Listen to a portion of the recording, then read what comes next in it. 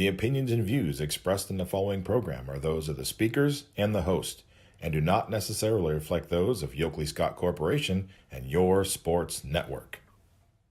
Yeah, I've been closer to Jesus before, so can you help me out? Oh, can you help me out? Am I on my own? Am I on my own? But can you help me out? Am I on my own? Am I on my own? But can you help me out? Can you help me out? I've been scared to look in my soul.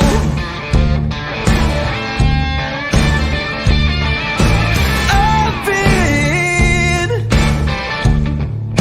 afraid I would follow the road.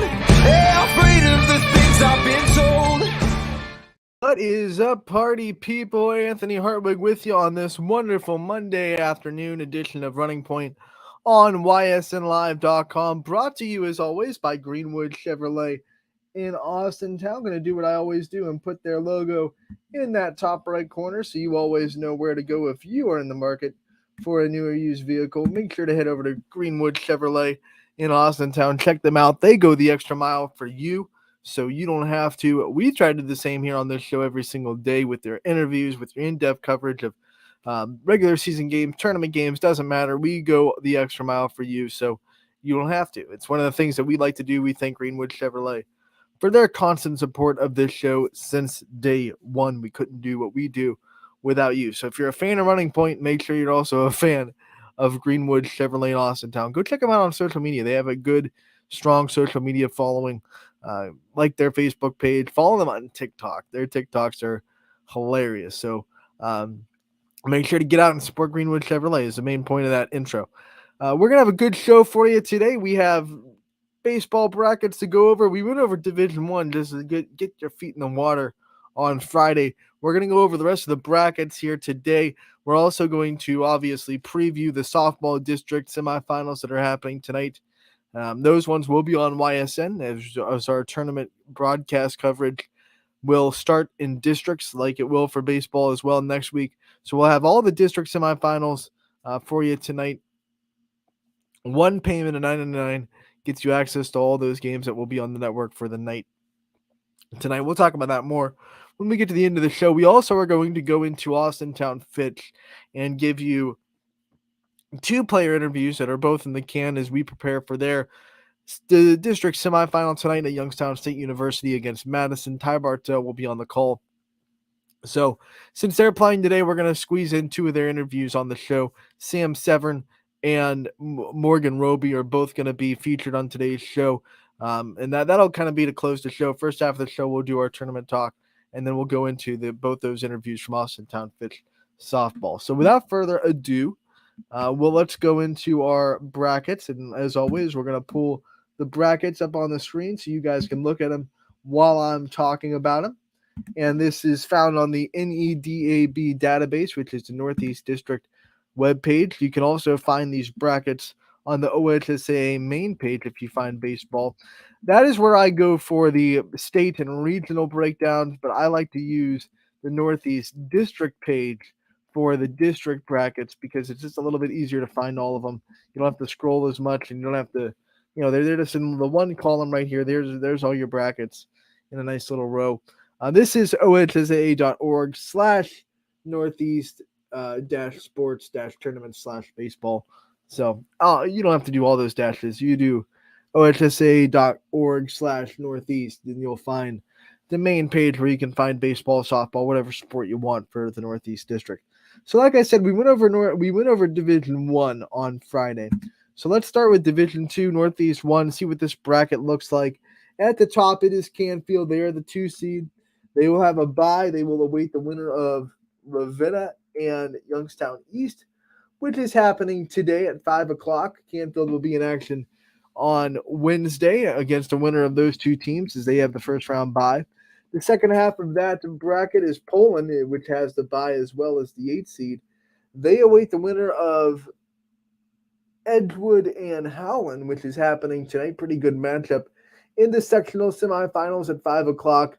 That one will be in Edgewood as Howland tries to get a win and get a matchup with Poland in those sectional finals on Wednesday. We go to the bottom half of the bracket, and we see down there a Geneva team that is quietly but surely gotten the 5 seed in the district.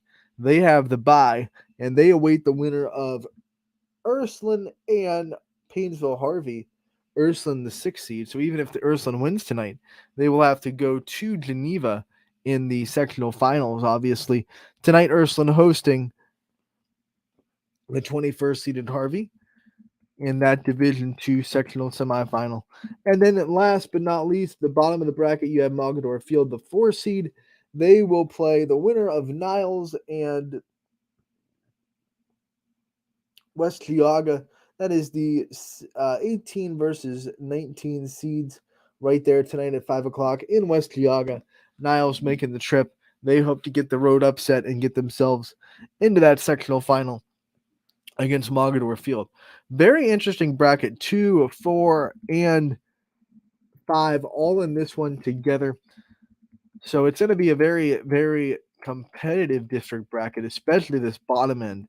If it goes chalk and you have 5 versus 4 in the district semifinal, and I think some of these smaller teams can actually compete pretty well against the bigger seed like Geneva. I think Ursuline, if they win, can definitely give Geneva a lot to handle.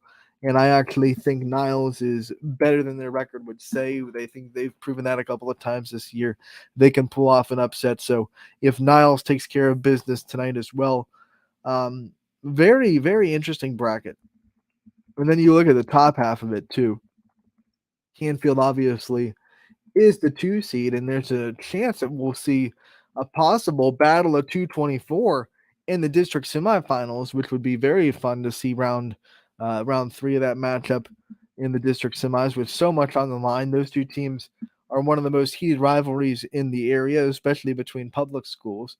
And anytime the rivalries get together in what amounts to be a huge tournament game, that just notches up the dial all the way to 10 on the intensity scale. But Poland, they're going to have to deal with either Edgewood or Howland, and especially if Howland wins that matchup. I think they match up really well with the Bulldogs. So I'm not giving Poland an automatic pass to the district semifinals at all. I think the Tigers and the Warriors can both give Poland a game, but especially if Howland wins that game against Edgewood, they match up pretty dang well with Poland, and that would be an interesting sectional final for sure. Crestview, on the other hand, they're awaiting the 22 and 23 seeds. Crestview, what am I saying? Canfield, on the other hand, awaiting the 22 or 23 seed. I think if they do what they're supposed to and obviously take care of business, they should have their way into the district semifinal where they will play Poland, Howland, or Edgewood, depending on who comes out of that sectional. So a very interesting first Northeast 1 bracket. These districts next week will be played at Struthers and Scene Park, like a lot of the districts that you'll see going on in the area. The first district game will be at 4 o'clock at Scene on Wednesday. On Wednesday's the sectionals. On next Monday. And then the second game next Monday in districts will be at 6:30 at Scene. So much like softball, where you're seeing today, districts starting a little bit earlier, which means if you're a fan and you want to get to see that first game, you might have to make some changes to your schedule. I know 4 o'clock is kind of a heated debate among parents about, can I get to a 4 o'clock game? There are some district semifinals today and tomorrow that are starting at 2. That's one of the things, that OHSA, it kind of boggles my mind, especially the 2 o'clock start. You're making the kids miss a whole half day of school to play the district semifinal. And I don't know. And obviously it's even harder for parents to get to a 2 o'clock game than it is to get to a 4 o'clock game. If you have thoughts about that, make sure to hit the comment section up, whether you're watching on Facebook, YouTube, Twitter, Twitch, or the website. Let me know what you think about the start times of district semifinals in baseball and softball. Here is Northeast 2. Alliance is the 1 seed. They have the bye, of course. They're waiting the winners of NDCL versus Cheney. That is a 13 versus 24 seed. So 13 seed, I mean, that's a pretty high seed for Alliance to get in their first game if NDCL goes and wins chalk. You saw Canfield, they're getting the 22 or 23.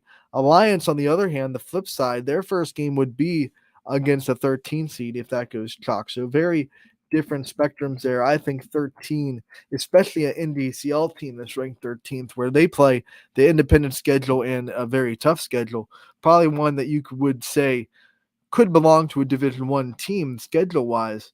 That's a dangerous first round matchup for the 1 seed Alliance. I don't know how happy I would be if I was an aviator about that draw. We go to the second half of Alliance's half of the bracket, and it is Marlington, who is also in Alliance, as the 9 seed. They await the winner of Madison and Jefferson, that is 17 versus 20. So even Marlington gets a little bit more favorable of a draw. No matter who wins that game, it's going to be higher than Alliance's opponent, which, once again, if it goes chalk, would be in DCL. We go to the bottom half of the bracket. We see that Hubbard gets the 7 seed. They have the bye. They await the winner of Struthers versus Girard. So we get a little NE8 rematch, and Girard and Struthers played 2 really good games this year. So I'm looking forward to a good one in that matchup, which is tonight at 5 o'clock. And I believe that this is going to be at Scene Park. Yes, it is at 5 o'clock on at Bob Scene Park for Struthers' home game. Girard can be pretty tricky because they have Jake Dowie, who they're probably going to throw in this game 1, who does have a no-hitter on his record, a very good pitcher. These tournament baseball games can get kind of dicey because some of these mid-level seeds could be that at that point because they don't have necessarily the pitching depth to go and win for a whole week, but they definitely have the pitching depth to win twice in a week and then give those pitchers rest until district. So I think Girard's a team in that category that could really sneak up on people as a 15 seed. They definitely have a really good ace on the mound in Mr. Dowie. We'll go to the bottom of the bracket as it is going to be a bye for West Branch, the 3 seed, and they get the winner of Streetsboro and Salem. Salem, another team that already beat West Branch this year and last Monday, 7-5. So they've proven that they're another mid-range seed team. And they definitely can go win games, especially with the top end of their pitching staff. So Salem and Girard in this bottom of the bracket, I think, are very sneaky teams that these higher seeds have to watch out for. Especially, I mean, Hubbard, there's not going to be any secrets between Girard and Hubbard if that's the matchup that happens in that sectional final. So Hubbard would be well aware, I think, of Girard's prowess, but also Girard well aware of how to attack the Eagles. That would be a very interesting sectional final. Actually, it would be the same thing with Struthers. No matter what, we're going to see an NE8 sectional final with Hubbard there getting the bye. But down here, Salem, I wouldn't put it past them to get an upset and beat Streetsboro. They're going to have to go on the road to do it. And if they do, then, they have West Branch again. And that's another rivalry game that would happen and with big stakes on the line. The districts of this round will be held in Louisville. So next week, when these sectionals are done, the districts will be at Louisville. Game 1 will be at 2 o'clock. This is what we were talking about, district starting at 2. I want to know what people think about this. I know I'm kind of on the fence about it because I know a lot of parents are going to struggle to get the 2 o'clock games. If you work, you can only take off so many days, and the regionals are going to start at 2 too. So spoiler alert there. If your team makes the regionals, it's another 2 o'clock start to those regional semis. I get it. You have to fight daylight, so you kind of have to start these games earlier. And you gotta make that happen. But especially at Bobstein Park, which is where we saw the last district happen, you don't have to fight daylight. You have lights there, so I don't see why you can't start those semifinals at 5 and 7 to make it easier on everybody to be able to get there. Kind of baffled about that. We'll go into Division 3 though. And I'll regress, and I'll let the OHSA do their thing. Still happy to see these matchups. So let's go into Division 3 and look at the Northeast 1 bracket. This one will also be having their districts in Scene Park. And it is Lakeview as the 1 seed. No shocker there. The NE8 champions get the 1 and they have the bye. They will await the winner of Cardinal and Liberty. That is the 13 versus 25 seeded teams right there in the sectional semifinals. And that game is tomorrow. These Division 3 games are going to be tomorrow for sectionals and then on Thursday for the sectional finals. The other sectional below Lakeview is to be determined. No one gets to bye in this one, as Perry will play Southeast. That is going to be an 8 versus 23. And then they will play the winner of Burton, Berkshire, and Grand Valley. That is 10 versus 21. So if that goes chalked, then the sectional final would be 8 versus 10, which would be a pretty interesting sectional final if that were to happen. Bottom of the bracket, we see that Kirtland does get a bye as the 4 seed. The Hornets pretty much good in every sport they play, so no shocker to see Kirtland get a 4 seed in the district. I don't know much about their baseball program this year, but they spit out athletes like it's their job, so I would never look past the Hornets in any sport. We go to what their sectional final is, what they're looking forward to. Columbiana versus Conneaut. That'll happen tomorrow night in Columbiana. The Clippers, a very successful season with the EOAC championship under their belt. They will try to take that momentum into the tournament, win a sectional semifinal, and then they would have to go on the road to beat Kirtland in the sectional final. We'll go to the bottom end of the bracket where it is Garrettsville Garfield. Once again, a quiet, sneaky team that put together a strong season in that tough MVAC gray tier, just a tick behind Crestview and LeBray, but they're still the 5 seed in this tournament, and they still have a lot of things you have to be wary of. They will await the winner of Cardinal Mooney, who is the 9 seed, and Campbell, the 22. Obviously, Cardinal Mooney is going to be a big favorite in that game, and it's a tough draw for Garfield, who has had a really good season, but their first game of the year, first tournament game, could possibly be against a Cardinal Mooney team that plays a schedule way above Division 3. So that'll be a big test for the G-men if the chalk goes the way it's supposed to, and Cardinal Mooney travels up to Garrettsville on Thursday, which will be at 5 o'clock. Once again, these districts will be at Scene Park, and they will start next week on a week from tomorrow. I'm sorry, the 22nd is a week from today, 7 days away from today. 4 o'clock is where it's going to be at Scene Park for game 1. And then we'll go to the bottom, of course, and see that game 2 will start at 6:30, 4 o'clock and 6:30 for baseball games at Scene Park. And then the district championship will be on the 24th, which is Wednesday, a week from Wednesday, I should say, at 5 o'clock. That is when our broadcast schedule will start for baseball in the districts.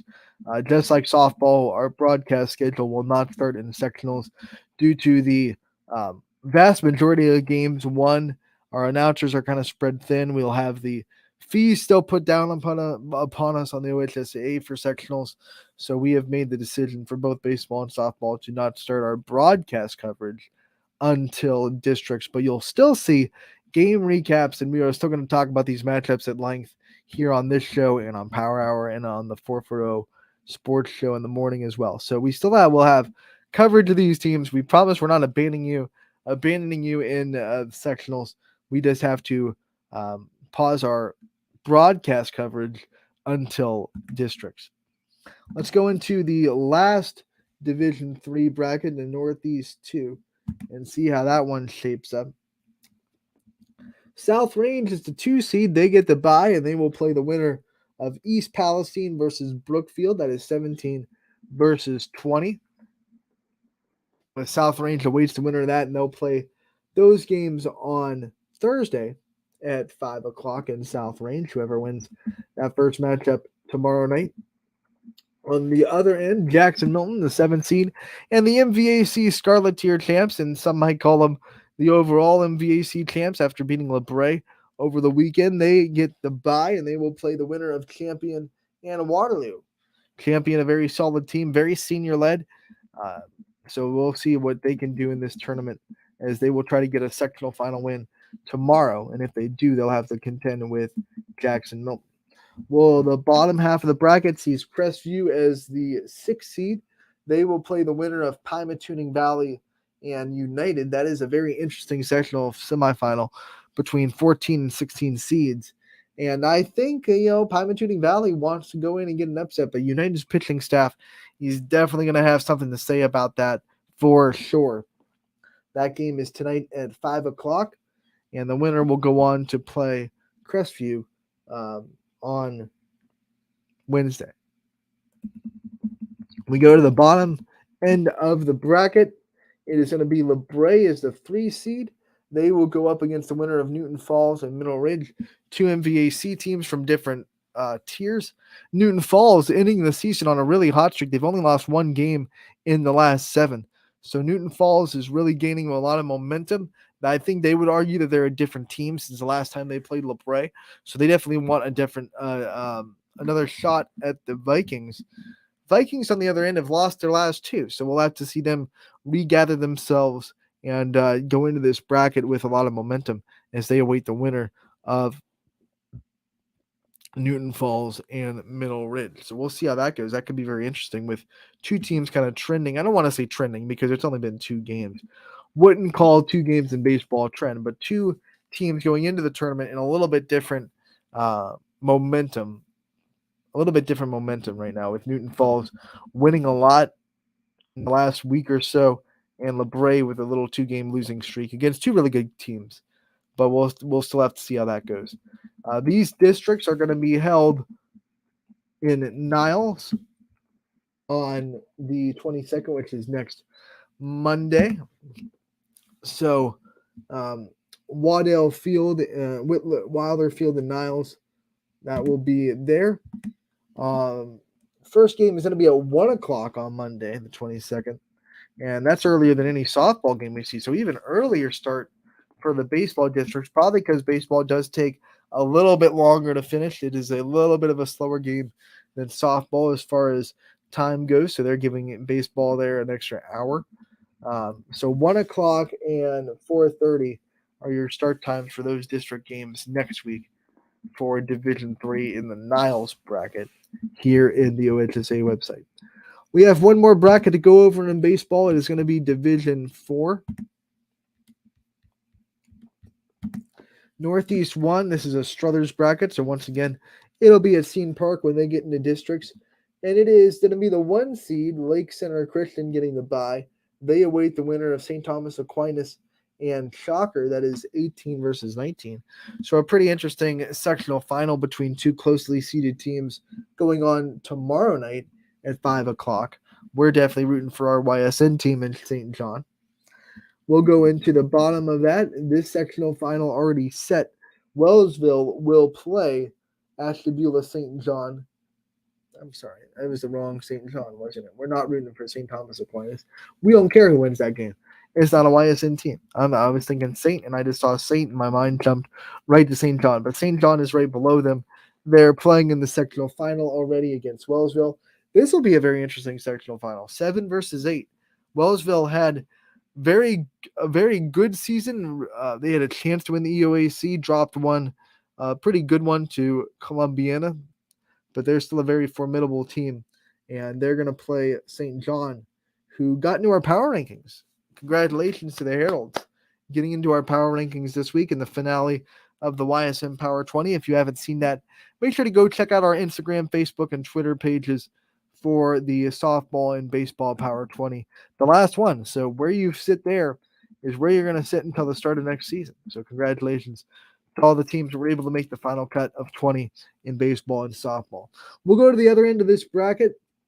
It is going to be Matthews as the 3 seed. They get the bye. They await the winner of Lowville versus Wyndham. That is going to be 15 versus 17. A lot of these sectional games in this Division 4 bracket already. Very closely seeded teams. It should be very competitive in the sectional semifinals. We go to the last sectional final. It'll be McDonald, the 4 seed. Very good season for the Blue Devils. They popped into our power rankings this week as well, so congratulations to them. Big win over LeBray on Saturday for the Blue Devils to take momentum into this tournament. They await the winner of East Canton versus Lordstown. 12 versus 21.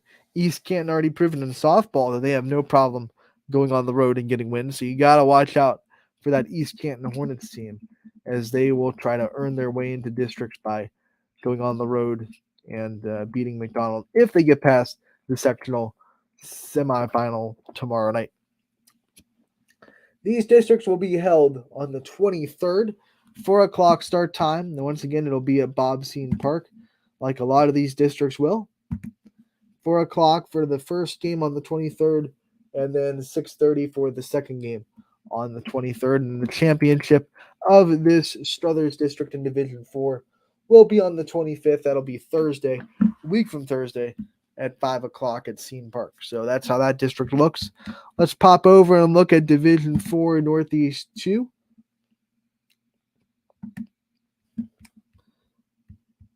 When we open this bracket, we see that JFK as the 2 seed gets the bye. A lot of people think, even though they're the 2 seed, they are the favorites in this whole super district with the schedule they're able to put together and some of the big wins they've been able to get this year. They have the bye. They will play the winner of Southern versus Latonia, an EOAC rematch in that sectional semifinal happening tomorrow night. We will see the other sectional final on this side of the bracket already set, as Lisbon, the 13 seed, will play Bristol, the 9 seed in Bristol. And that game will happen Thursday night at 5 o'clock. Going to the other half, and it is going to be Springfield getting the bye as the 5 seed. They await the winner of Western Reserve and Badger, 11 versus 14. Pretty interesting look at this sectional here, because Western Reserve, if they are able to win, that'll be their third time against Springfield. Anytime you get a conference matchup in the tournament, it's fun to watch, especially when they're pretty closely contested. We saw Western Reserve beat Springfield in that marathon at Bob Sean Park not too long ago. So if Reserve's able to get a win in the sectional semifinals and advance to Springfield, they will have a lot of confidence that they can beat the Tigers this season. They've already done it. The Tigers will definitely want revenge for that as well. We go into the bottom half. It is Maplewood, the 10 seed. They have the bye. They await the winner of Heartland Christian and Sebring. Much like JFK, Heartland Christian has played a really beefed up schedule for a Division 4 team. So even though they're the 6th, I would not sleep on them to advance. They have a good chance, I think, in at least getting to the district championship. They played a game against Warren JFK last week, and it was only 6-0. I mean, I know that sounds like, oh, it's only 6-0. That's a pretty big score, but they were pretty competitive with JFK for most of that game. So I think they're 2 of the top teams in this bracket when you look at JFK and Heartland. I wouldn't sleep on the Lions, even though they're not necessarily the highest seed in here. If it goes chalk, obviously the 5th seeded Springfield Tigers would match up with JFK in the district championship. But things very rarely go chalk in these situations. So JFK, 5 and 6 seeds are in here, but everyone else kind of skirted them and went off to the other seed, the other district, which makes the one we just talked about earlier, the Struthers one, very interesting in Division 4. These brackets, these districts will be held in Springfield. So the Tigers also have a chance to host, play in the district they host. Games there are going to start at 2 o'clock. That'll be a week from tomorrow, 2 o'clock for the first semifinal. And then the second semifinal will be a week from tomorrow at 5 o'clock at Springfield. And the district championship will be a week from Thursday. That is going to be May 25th at 5 o'clock in Springfield. Once again, our broadcast coverage will start in districts for all these games. So that's your look at the district brackets for baseball. Like, a lot of exciting sectional matchups happening this week, and by the end of the week on Friday, we'll know all of our districts. We'll be able to go over the districts and see who matches up with who, and then obviously our broadcast schedule will start next week. So very excited to see who comes out of these sectionals, and our broadcast coverage may be paused, but that does not mean that our coverage overall is paused. We will continue to do the recaps, do the player interviews, and all that fun stuff that we'll have for you with tournament baseball. So that does it for our tournament kind of preview. Let's go right into our interview section of the show. We have at least one Fitch player profile to play, pre-recorded. If we can't get to both, then we'll just do the second one tomorrow. But we are going to start with Morgan Roby from Austintown Fitch, and we'll see where we stand after this one plays. Ty Bartell, Anthony Hartwig in with another player profile, another freshman from the Austintown Fitch Falcons, and Morgan Roby as learning a lot and getting a lot of playing time down the stretch. Morgan, how we doing today? I'm doing good. Yeah. I want to talk about always the start of the softball career because I always feel like the first chapter is always the most important and where you got the love for softball, some of your earliest memories in the sport. What is the earliest thing you remember about softball, and where do you find yourself falling in love with it? Well, I find myself falling in love with it when I was young, when my dad started coaching me when I was about 4 or 5. And then just starting travel softball when I was 7 on a 10-year-old team made me love the sport even more. Yeah, you talk about your dad coaching you from the beginning, and we always love to talk about the dads in softball and the relationship that a lot of softball players have with their dad coaches. What's that been like having him on your journey from the start and like you said, coaching you since you were 4 years old? It's been good. He's been so supportive and everything. He's like always been there for me and always had my back through everything. One of the things I know your dad hyped up so big too, and I made sure I mentioned it too, that 356 consecutive plate appearances without a strikeout. Obviously, Gabby Gradishar ended it, and that's a pretty darn good pitcher to tip a cap to. But talking about this stretch too, from JV and in varsity, because you've gotten a lot of opportunities there too. Yeah. What is it like just protecting the plate? Where do you attribute that success and just that mentality of being able to go east, west, north, south and making sure that nothing really sneaks by you? Well, I'm always in there just like I'm just confident. I just place myself in the box. Like I always ask my teammates where I should go in the box, like far up in the box or back in the box so they can help me out where I'm supposed to be. And then I'm just like confident in there that I can get either a good hit or I just like get a base hit. Obviously, to not strike out, you don't get nervous with 2 strikes. What do you do to calm yourself down in the batter's box and keep yourself in the right mindset? Well, I really don't calm myself down. I'm just really nervous, actually. Like I'm just nervous. I just can't calm myself down. I'm scared, but like I know I'm gonna get like a hit or something. So. When we talk about that too, I mean, you're batting 500 and you've taken well advantage of the opportunities you've gotten at the varsity level. So, I mean, there's got to be some confidence in there. What's that like when your number is called too? For you to be able to take advantage of that opportunity so many times too, obviously there's something that's going on mentality wise. So when that number is called too, what's that feeling like? Do you immediately feel the amped upness, the nerves going on? Yeah, I get nervous at first, but then I just go in there like a regular at bat. Like even though I don't bat all the time, I just go in there as a regular at bat and just calm myself down before I go in. So. All right, so let's also talk about being an immediate impact on this team and coming into the preseason and some of the workouts and understanding that you had a really good chance to be an impact on this team as a freshman. What was that like getting ready for the season and maybe the first couple of times you stepped on that varsity field? Well, it was actually pretty nice. I have a good teammates around me to help me out. Like I was nervous at first, like very nervous, and my teammates were around me and helping me out and making me make sure I was like okay and stuff. And I just like love my teammates. My coaches are great too, and I'm just like happy to be where I'm at. A lot of the Falcon teammates of yours that I've talked to say that having so many players that are so good at all kinds of positions makes it a competitive environment inside the program, and in turn it makes everyone better. Do you feel the same in saying that too freshman year? Do you feel like this team has helped you improve? Yes, 100%. Yeah, I feel like just like fighting for a spot is like making me a better player, but also competing me at the same time, which is making like everything like I don't know how to explain it, like just making me an overall better player, just competing with someone stuff. This is your first year with this coaching staff and Steve Ward. What's it been like to kind of get into this culture and to be led by them? Well, it's been great. Like he's been a great coach. Like Coach Becky's been great. All the coaches have been amazing. Like they've helped me out so much. Like Yeah.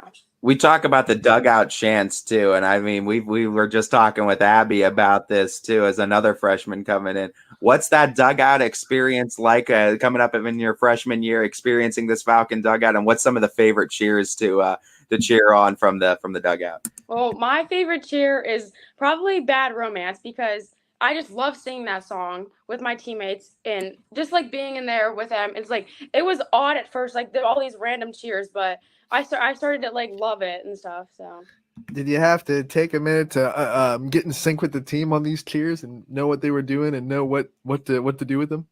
yes, yeah, 100%. Like I had no idea what I was like what they were doing. Then I just like hopped in and just got right to it. So. Do you feel like, and I asked the same question as well to the other freshmen, but I always feel like that Myrtle Beach trip is a huge point in this Falcons journey too, especially the freshman year Myrtle Beach trip. Was that big for you in kind of getting that comfortability with your teammates and just an overall more of a bond with this Falcon team? Yeah. I made such a great bond with all my teammates, every single one. Like we all like we get along so well because of that trip. Like we bonded so much and we did like board games at night and stuff. So we had like a great bond and everything. You know, another part of those trips that we always talk about is getting to know your teammates. So what teammate do you think because of that trip you got to know really, really well? I think I got to know Miley Somerville, because we weren't like as close, but and we just got super close. And also McKenna. Like I've known her since I was a kid, but we've got super close and I've got to know her way more than I did. An interesting bridge player too, because you have the experience at the JV level this year and you're having the experience at the varsity level. So, and you're in both dugouts too. What's that experience kind of like too with the JV players? Probably, I would assume some of them looking up to you saying, well, Morgan's doing well on the varsity side. Maybe I should take advice from her. What's that been like being kind of like that bridge player? Well, it's been actually pretty good. Like it's hard sometimes like being with both, but I've like learned to accept it because I was on both with volleyball because for freshman and JV. So I've just been helping everyone out if they ever ask me for anything. So I want to talk about being a multiple sport athlete. You just brought up volleyball. You know, what's it like for you to kind of navigate the busyness that sports life can bring when you're a multiple sport athlete at a school? oh, I like never have time for anything because I also play basketball too, but I don't play school basketball. I just play AU. It's hard having free time for anything. I try to make as best time as I can, but it's like hard too. So when you do get the free time and you do find a little sliver of free time, what's your go-to leisure time activity? Is or is there an activity, I guess, other than just sitting back and kicking back? Well, I like to hang out with my teammates and watch TV and stuff, like hang out with my friends, everyone. So, What's like the go-to show or go-to TV station for you guys? I like Outer Banks. You know, that's a popular one too. Yeah. Don't go to Outer Banks though. We go to Myrtle Beach, but right in the same vicinity, I guess. Little bit close. What about let's talk about your school life too. Obviously, you're a student athlete, and there's a reason that student comes first in that word. What are some of your favorite subjects so far, freshman year of high school at Fitch? I personally like I like history. I'm not a big fan of math or science because I suck at it, but whatever. And I like ASL. I like the language I take, but I'm a big fan of history and English. Any teachers that are at the Fitch program right now at Fitch High School that have kind of impacted you off the softball field? My math teacher, Miss Platt, and she's been saying how good I've been doing this year, and she's been like keeping me motivated and stuff. Just how good I've been this year. I really like that you picked the math teacher when you admitted that math is not your best subject. Okay, so but she likes the best one, so. playing both sides of the fence a little bit. When you think about some of your favorite memories already with this program, what have they been so far? What have been some of your highlights of the season? Well, definitely going to Myrtle Beach and being with all my teammates is number one. Like that's been a great one. And I love hanging out with McKenna. We hang out all the time. Like she takes me out after practice. We're always jamming in the car and just stuff like that. Like just being with everyone is just great memories. Like all my friends. What's the biggest thing you've learned about yourself as a softball player from the course of the season, first game to now? I've learned that like anything can happen, like how I struck out, like anything can happen and everything's supposed to happen for a reason. But I've learned that also, like it's gonna be fine, like, and I'm gonna become a better player than I was. Ty asked what you've learned as a softball player. What about as a person? What have you learned about yourself personally from this softball season? I've learned that um it's like I've just learned to like be like a better person to everyone, have a better mentality and everything, like not have a poor attitude. You talked about Kenna as one of those teammate role models too, but I gotta ask, who's some of the big role models in your life too that have gotten you to this point, that maybe some of their best advice too that they've given to you as a role model? Well, one of them is my dad. My dad's just been a great father for all the sports that I've been in. And also my brother, he plays golf at Lake Erie, and it's just an impact looking up to him because he goes to college for a sport. All right. What about some role model? Do you have any role models in the sport? Maybe people that you grew up watching that you kind of like, oh man, I want to be like this player when I grow up, or anything like that? I really like, I mean, I like, I really don't have any because I don't watch my sport for some reason. Like, I don't like watching it, but like, I just don't have any, like, being honest. You talked about some nerves throughout it. Are there any game day routines, superstitions that you have going into big games? I just like listen to my music. Just listen to my music and lock in. Like that's really all. I just listen to music and just lock in. What's that playlist look like? Give us the insight on what the music is that gets you in the right mindset. It's like all rap music, like Lil Baby, Future, like Lil Uzi and stuff like that. When we talk about your accomplishments so far in the sport, let's talk about accomplishments outside of the sport as well. What's one of your favorite things you've accomplished, maybe in a different sport or just in pitch as a whole so far? I think I've been accomplished in volleyball, hitting better than hitting better than I usually do, and be learning to be a better student in school. Like my grades have went up than they usually have been, but that's like mostly it. Making improvements everywhere. That's a great thing, though, no doubt, and you're finding time to do it as well. So here's the big question, because you're a multiple sport athlete. You play, basketball in AAU, you play volleyball for Fitch, and now you play softball. What's the best feeling in sports? You going with something from volleyball, maybe a big kill, big shot in basketball, big hit in softball. What's the best feeling in sports to you? The best feeling in sports for me is when with just being around my teammates and having they always knowing that they have my back through everything, and just like also like getting a big kill or making a great shot just to win games and stuff like that. It's just like great. Talking about all the coaching staff too, I know Coach Ward has plenty of sayings too and plenty of go-to mottos. What's your favorite Coach Ward saying? Well, he like my favorite one is like he like says he says like just do you. Like just do you, and that's all like that he really says is just do you, and I just do me like most of the time. I'm gonna start calling those Wardisms because we have so many of them. Before we let you go, I want to give you the chance to thank your support system, give people a shout out that have really been there for you throughout your career. I'm gonna say thank you to my grandma Veronica Brown, and thank you to my grandpa who's passed away, but I know he's still here. And thanks for all my friends and all my family and just all like everyone. Morgan, we want to thank you so much for taking the time out of your very busy schedule to come on and talk with us a little bit about the softball season so far. We wish you the best of luck with tournament vastly approaching, and we look forward to talking to you again real soon. All right. Thank you.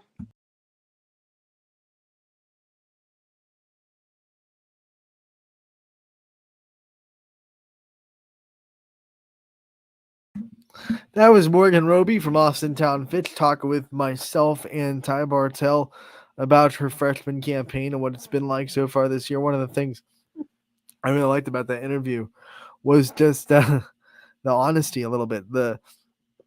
the blunt honesty that came out, and I love it. I love when players are like that. It was a great interview. If you missed a part of it or want to see it again in its entirety, it'll be up on YouTube very, very soon as its own piece of content. But you can also go to our YouTube page and watch this episode of Running Point or any episode of Running Point or Power Hour or the 440 Sports Show at any time on our YouTube channel. It is archived on our YouTube channel, so you can go and watch that whenever you want. It is going to be once again on our YouTube channel forever. And then obviously by itself, the video clip of that interview will also be put up as its own piece of content very shortly as well. While you're over there on our YouTube channel, though, if you're watching on YouTube or you're watching this later on YouTube, please, if you feel so kind, subscribe to our YouTube channel. We love subscribers. And then also like and comment on the videos so it helps the algorithm pick our videos out and get them out to people. And then if you want to beat that algorithm and you don't want to rely on YouTube's, hit or miss way of getting videos to you, hit that notification bell that's right next to the subscribe button. And that way you'll be notified every time we upload a video on our YouTube channel. We do that almost daily, whether it be post-game interviews, player profiles, coaches' corners, game highlights, shows, etc., etc. Our YouTube channel is always hopping, so make sure you hit that notification bell so you never miss any of the action that we put up on our YouTube page. With that being said, one of the things that will also be up on our YouTube page very soon is the interview with Sam Severin, which we do not have time to get to today. Fortunately, Anthony talked too long during his baseball bracket breakdown, so we're going to play that interview either tomorrow or later on in the week. We have plenty of time to play that. Fitch is going to play tonight against Madison in the district semifinals. With that, I want to go back to the district page real quick and find the softball districts and just let you know what games are happening in the softball district semifinals tonight. Tonight is D1 and D4 districts. So we'll go up to this district page and we'll get off of baseball and go back to softball. You go up here to sports and tournaments and you find softball down here. You click on it. And then you go into Northeast 1 and see where they're at. District semifinals here will be Riverside against Walsh, which is going to be a really good game in Division 1. They're playing in about 12 minutes. They're going to be starting down there in, let's see, where is this district? In Mentor, which is where Boardman would have been if they would have upset Walsh. Bottom half of this bracket is Green versus Perry. Should be a good one as well. That's a Federal League matchup, and that'll be at 5 o'clock in Mentor as well. We go into the Northeast 2 bracket in Division 1, and we see that Fitch matchup there. The 1-seeded Falcons are going to be playing at YSU against the 17th-seeded Madison team. And that game will be at 4 o'clock at Youngstown State Softball Complex. The other district semifinal at YSU is going to be East Lake North, the 11 seed, against Mentor, the 16 seed. And that'll be at 6:30 at Youngstown State. Winners will play on Wednesday at YSU. We go into Northeast 3 and Division 1 to see what these district semifinals are. And it's going to be Maslin Jackson, the 4 seed, going up against Stowe, the 8th seed, in the 1 district semifinal. This one happening in Maslin, Washington at 2 o'clock in about 10 minutes. And then after that at 5 o'clock tonight, we're going to have Archbishop Hoban. They are the 7th seed going up against Hoover, the 9 seed. Should be a really good one. That one will be on the network tonight from Maslin High School at 5 o'clock. I believe Matt Marr is going to be on the call down there for Hoban versus Hoover. Winner goes to the district semifinals against the winner, of course, of Stowe Monroe Falls and Maslin Jackson. We go into the Division 4, which is also tonight, Northeast 1. See what these district semifinals look like. First, in Jackson Milton, it's going to be Springfield, the 4 seed, going up against Matthews, the 6th seed, should be a very good matchup. Matthews, a very young softball team this year, just one senior, I believe, but a very talented program that is used to winning district championships and has been to state plenty of times as well. So Matthews knows how to win despite being young. Springfield, pretty old as far as their veteranship goes. And Hallie McCullough is having a great year. 3 no-hitters on the season for her. She'll try to get another good pitching performance as the Tigers play against Matthews tonight in Jackson Milton at 4 o'clock for the district semifinals. Winner goes to the championship, and they will await the winner of the second game. East Canton gets in there with the upset of Jackson Milton, and they will play McDonald and Isabella O'Brien, her dominance in the circle. Going to try to continue in Jackson Milton. That game going to be at 5:30 at Jackson Milton tonight. We'll go into the last district in Division 4. It is going to be the Badger District, and it looks like this. Chalker is the 2 seed. They get the entrance into the district semifinal. They will play against Southern in Badger at 4 o'clock tonight. And in the bottom half of this bracket looks like Middle Ridge against Western Reserve. That'll be at Badger tonight at roughly 5:30 is your start time there for Western Reserve and Middle Ridge. Winners will go to the district championship game. Now let's go over what games will be on the network tonight, because I think some of these early games are going to be hard for our announcers to get to, with starting at 2 o'clock. We talked about that earlier. Not a huge fan of 2 o'clock starts in district and regionals, but here we go. The games that'll be on the network tonight will have the Madison Fitch game at YSU at 4 o'clock. Ty Bartel will be there. We'll have Southern versus Chalker at 4 o'clock from Badger. Matt Morrison will be there. East Canton versus McDonald at Jackson Milton. Noah Doty will be at that one. He is not going to be able to make the Matthews versus Springfield game at 4 o'clock at Jackson Milton, unfortunately. So that is the only matchup tonight that will not be on the network, as Noah Doty will be in Jackson Milton at 5:30. And then in Massillon, Matt Marr will be there at 5 o'clock as Hoban plays Hoover.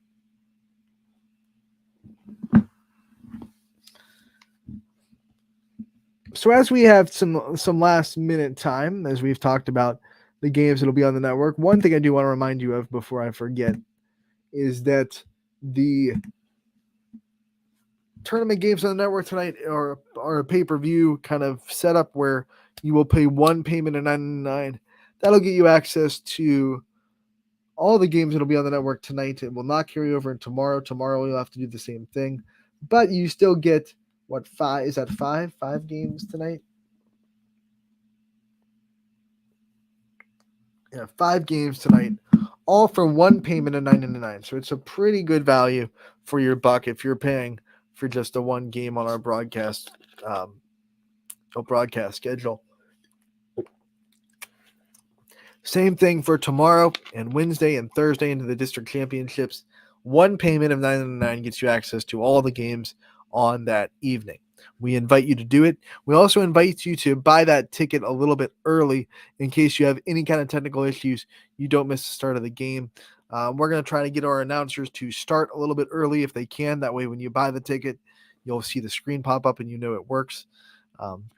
So that being said, we hope you enjoy that. But I want to get to a couple of last kind of cleaning things before we go, since I have some time.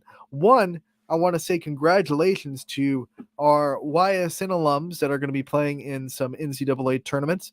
Mount Union features a couple in Division 3. They won their conference tournament, and they will go into the Division 3 NCAA tournament. That's Sydney Mercer from West Branch, Ali Natoli from Poland, Emily Denny from Poland as well.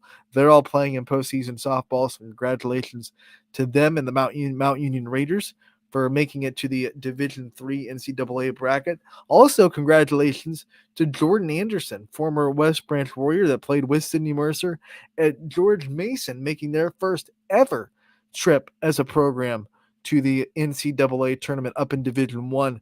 They will be playing in the Duke Regional And they will be playing, I believe their first matchup is with Duke as the 4 seed in that region. So they'll have a good chance to go and play the Blue Devils and experience that level of competition in regionals. We want to say congratulations to Jordan Anderson and all the wonderful athletes that are finishing out their season at the college level that we've had the chance to cover over their career over here at YSN. We wanted to make it known that we support you after you graduate high school. It's not like you graduate and then we say goodbye and it's like, hey, we'll never see you again. We love following you, and congratulations to the players that are going to be playing in the postseason. We also want to I want to remind you that, hey, I am hosting a softball bracket challenge. There's not really an app for it like there is for the basketball one. But basically, what I'm doing is, you can look at the bracket, send me your picks. You can find info about it on my Facebook page. But my personal email, arhartwig01@yahoo.com. What you need to do is you need to pick the 16 regional finalists, so the 2 teams that are going to be playing in the regional championship. And then you're going to pick the 8 super regional teams, so whoever wins those regionals. Then you're going to pick it would actually be 16 super regional teams, so 16 regional champions.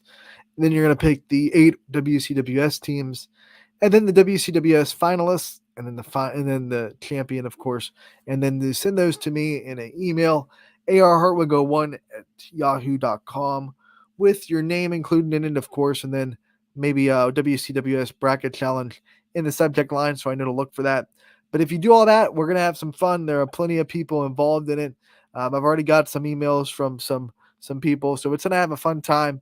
We'll keep track of the points, and you're not going to win anything. It's not like a gamble, but it's a fun time to watch those softball tournaments and kind of pick those teams. So if you're interested in that, all that I just said is on my personal Facebook page. Go check that out, and if you want to fill out a bracket, please do so, because it's a lot of fun to watch those regionals and super regionals, and of course the Women's College World Series, and have a little bit of stake in it. No, I picked this team to win. I picked this team to win. It's always more fun to watch when you have someone to root for in these regionals and super regionals and the World Series. If your team isn't in it, like mine isn't, because Georgia Tech did not make the tournament this year, but Tennessee did. So go Vols. They're the 4 seed. I know Aaron Gabriel is probably living on cloud 9 right now. SEC champs and 4 seed in the new tournament. So congratulations once again to all the YSN athletes that are finishing their softball season, and the ones that I mentioned that are going on to play in the postseason for softball at the next level. We are so proud of you. We're so proud to have been a small part of your journey as we covered you in high school, and we hope you have the utmost success in the postseason. For today's episode, I'm going to say goodbye and bid you farewell. Enjoy all the district action tonight. District semifinals in Division 1 and Division 4. Tonight, 2 and 3 will be tomorrow night for district semifinals as well. So it's going to be have a fun time. We'll see you tomorrow for another episode of Running Point, brought to you as always by